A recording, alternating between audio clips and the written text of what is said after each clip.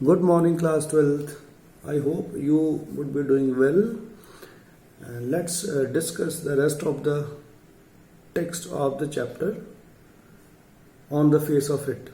We had stopped at page number 64 where Mr. Lamb and Derry had been talking to each other. Mr. Lamb says, well, that need not stop you. You need not mind. Means Mr. Lamb says that you need not stop from coming to my garden. And if there will be other people, then you need not mind them. Derry says it would stop them. They would mind me when they saw me here. They look at my face and run. I would not stop, but the people who come to your garden, they would stop coming to your garden when they will look at my face and they will be afraid and they will run away. They will mind my presence. I won't mind anybody's presence. Then what does Mr. Lamb say? We are at page number 65 here. Mr. Lamb says they might not. Means they may mind or they may not mind. You would have to take the risk. So would they? Means you have to take the risk of coming here. In the same way, they would also take the risk of minding or not minding. They will decide it. Derry, no, you would. Means you may, Derry says, you may mind when other people won't come here. You might have me and lost your other friends. You will get me as your friend and you may lose other people as your friends because nobody wants to stay near me if they can help it. People don't want to stay near me.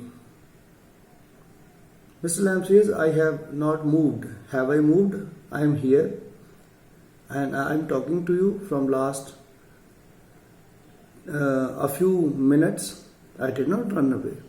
Derry, no. Mr. Lamb, when I go down the street, the kids shout, Lammy Lamb. But they still come into the garden, into my house. It's a game. They are not afraid of me. Why should they be? Because I am not afraid of them. That is why not. So he says, whenever I go down in the street, people look at me and they call me Lammy Lamb because he had lost his leg. That is why he was called Lammy Lamb.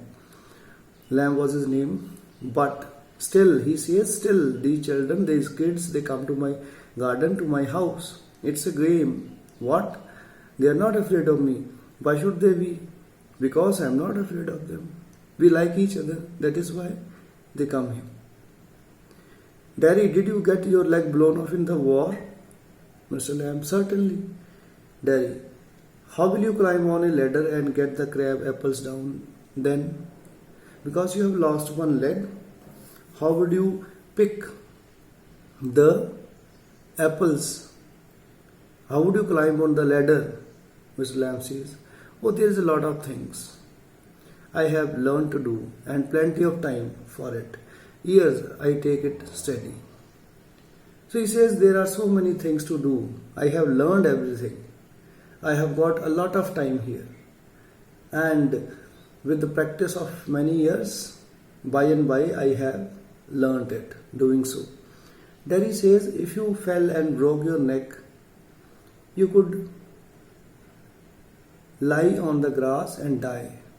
If you were on your own. Derry says because you have lost your leg, you may fall down from the tree, from the ladder. Your neck may break. You will lie down on the grass and you may die. If you fall down from the ladder. Mr. Lamb says I could. It may happen. Derry says, you said I could help you. You had said that I can help you. How can I help you? Mr. Lamb says, if you want to, if you are interested, then you can help me. Derry, but my mother will want to know where I am. Because I am here. I hadn't told anybody at my home where I am going. So my mother would be curious to know where I am. It is 3 miles home, and my home is 3 miles away from here. Across the fields, I will have to cross the fields to reach home. I'm 14, but they still want to know where I am. I'm already 14 years old, but my parents are always worried about my whereabouts. Mr. Lamb says, people worry, Daddy, people fuss. Look, the difference in the thinking of both. People worry for us, but Daddy says they don't worry, but they want to fuss with us. Means they confuse us. Mr. Lamb says, go back and tell them. Daddy, it's 3 miles. So Mr. Lamb says, you can go back home, you can tell your mother where you are staying. Daddy says, it is very far. Mr. Lamb, it is a fine evening, you have got legs. You have got legs, you are unlike me. You can go home. Daddy, once I got home, they would never let me come back. I won't be allowed to come back. Mr. Lamb, once you got home, you would never let yourself come back. Once you will reach your home, you yourself won't like to come back. Then Daddy says, you don't know what I could do. It was a kind of challenge which was thrown by Mr. Lamb. He was inspiring the child, and Daddy was taking the challenge indirectly. You don't know what I can do. Mr. Lamb says, no, only you know that. I didn't know. Daddy, if I chose, then I can, like he wanted to say. Mr. Lamb, if you chose. I don't know everything, boy. I cannot tell you what to do. I know everything, what you people, you boys think and what you can do.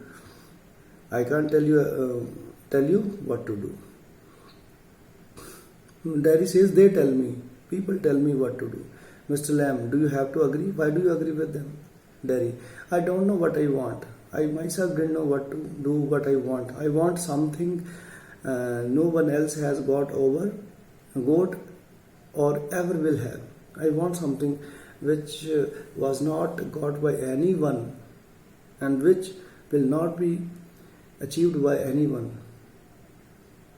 Something just mine, that should be mine, like this garden. I don't know what it is, but I'm not having any idea what it is that I want. Mr. Lamb says, you can find out. You should find out.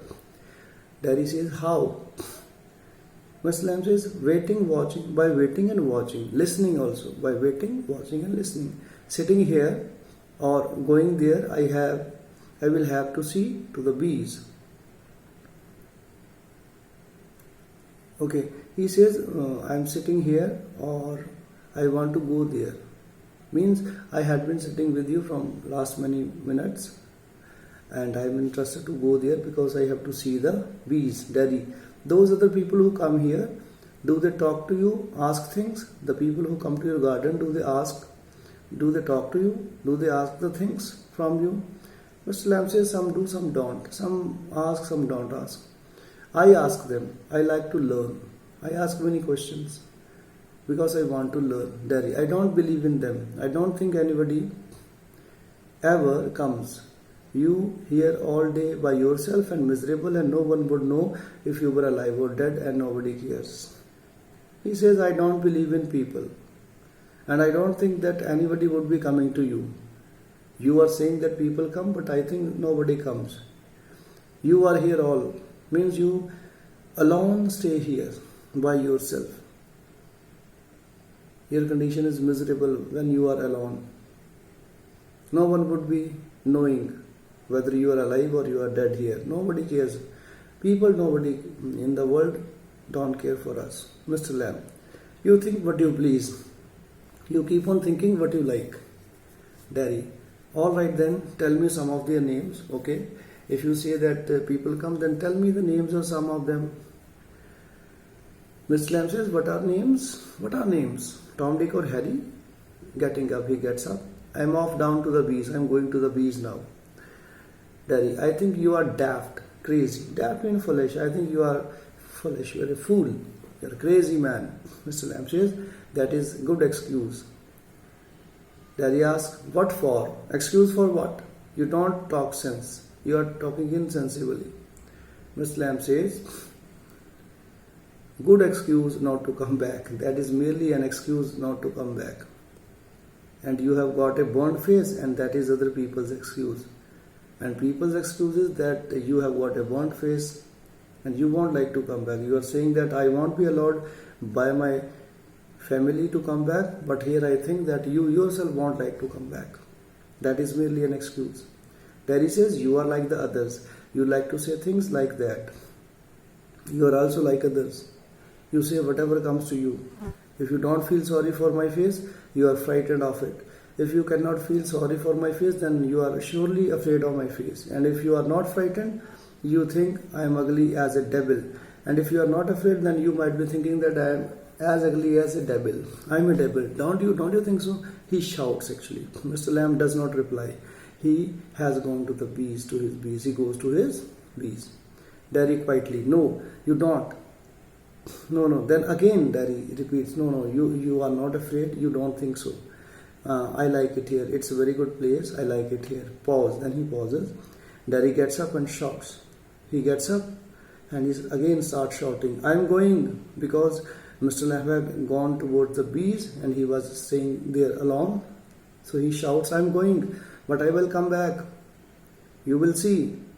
You wait. You will see. You keep on waiting here. I will come back. I can run. I can run because I have not got a tin leg. I will be back. Daddy runs off, and then there is silence. The sounds of the garden again start. So as I told you that this chapter is divided into 3 parts, and here the first part gets to an end. Here then Mr. Lamb going towards the bees, he is talking to himself. There are my dears. Who are dears? Bees. Here are my dear bees. That is you, scene 2. Oh, you know, we all know I will come back. They never do. These people, they keep on saying, I know, everybody of us know. They keep on saying, I will come back. I will come back. Not them. They never do, but they never come back. Never do come back. And then garden noises fade. And here scene 1 is over. And I would like to stop here for today, because I have given you other assignments too. You have to do them as well. You have to read this very portion of this text. And the last portion means scene 2 and 3 I will be discussing in the next video. Then this chapter will be all over. Okay, till then you keep doing your work and do read the text of this chapter as well as other chapters too. Okay, thank you very much.